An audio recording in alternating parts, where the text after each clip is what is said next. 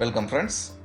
Today's session we are going to discuss the calculation of two-way ANOVA, that is two-way analysis of variance.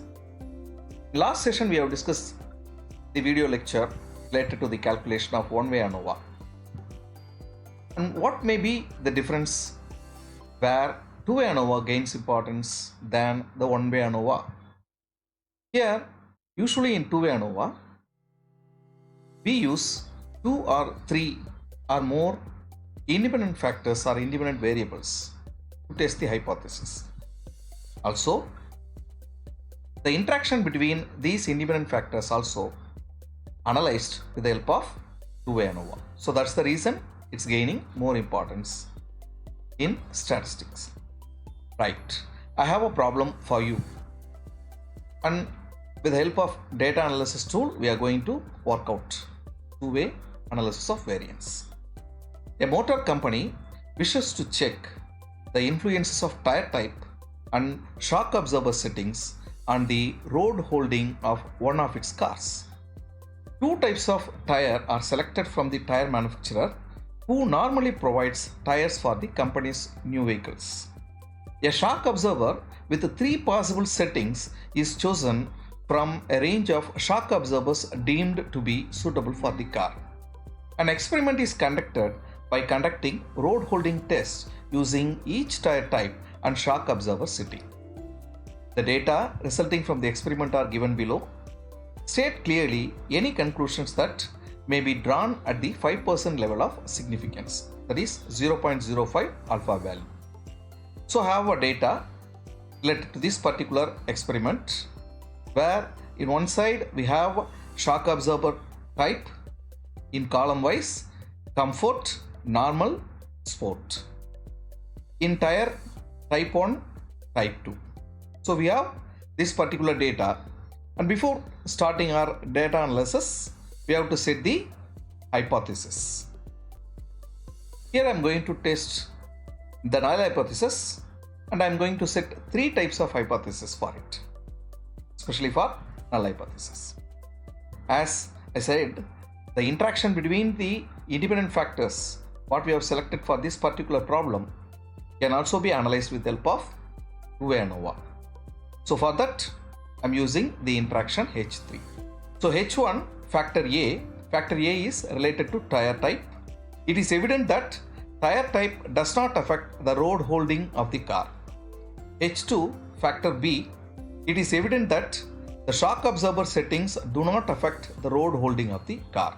And H3 related to the interaction, it is evident that there is no interaction takes place between the factors A and B. Factors A is tire and factor B is shock absorber.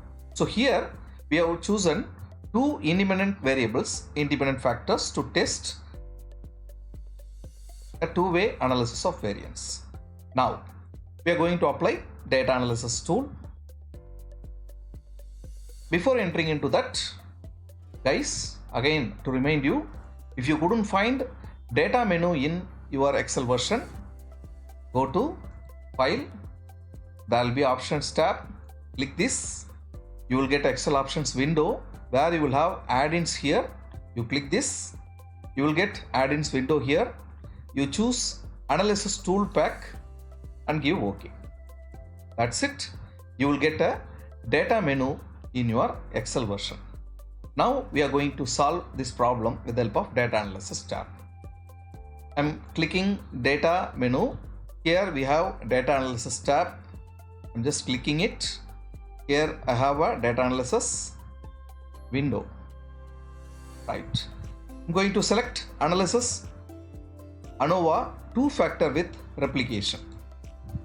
I'm clicking this, giving OK. Yes.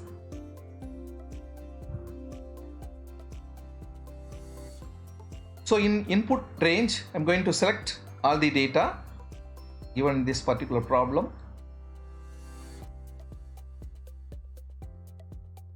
Yes. In rows per sample, here we have 3 rows for each tire type. I'm making it as into 3.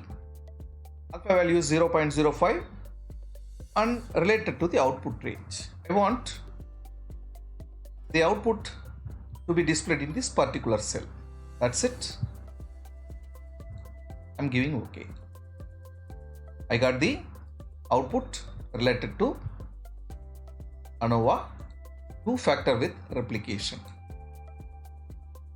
Yes. Related to this particular problem, the summary have been displayed in the first summary. I'm just getting you a clear-cut view, right? Summary related to the shock absorber, B1 comfort, B2 normal and B3 sport. I'm getting the total. Again, for type A1, that is for tire, and type A2 for tire, I'm getting separate summary chart, and then I have the total also. After that, I have a ANOVA table where we are going to use the particular p-value for testing our hypothesis. Here I am just highlighting the p-value.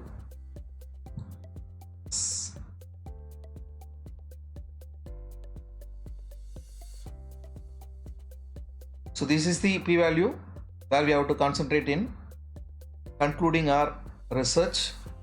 Yes, I have the p-value here.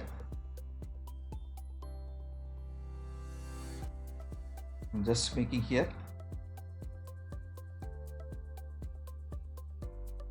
for easy understanding.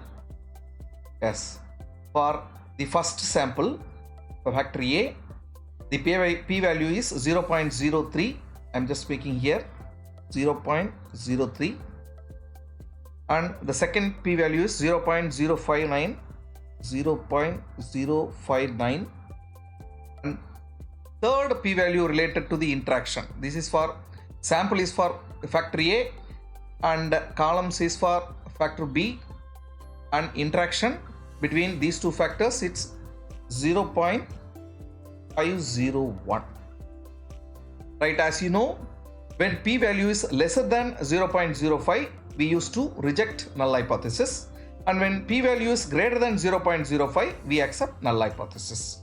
Based upon our calculation for first sample, okay, for easy understanding, I am just getting the hypothesis what we have set.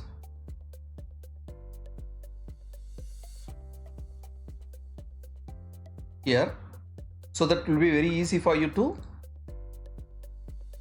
come to a conclusion. Now we can come to a conclusion with the help of the p-value what we have calculated with the help of 2A ANOVA. Right, p-value for the factor A 0.03 is lesser than 0.05, the alpha value. So what we are doing, we are rejecting the null hypothesis. That means we are accepting alternative hypothesis. So for factor A, it is evident that the tire type affect the road holding of the car related to this particular problem. And for the second factor B, shock absorber, the p-value 0.059 is greater than the alpha value 0.05. So if we accept the null hypothesis, that means factor B, it is evident that the shock absorber settings do not affect the road holding of the car. And for the interaction factors, here the p-value 0.501 is greater than 0.05. That means the p-value is greater than 0.05.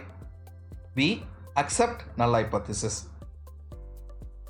So in related to the interaction, it is evident that there is no interaction takes place between the factors A and B. That is, there is no interaction takes place between factor A, tire, and factor B, shock absorber. So that's about the conclusion related to this particular problem what we have chosen for workout. Friends, if you have any doubts, please post your queries. The other things we will discuss in our next session. Thank you.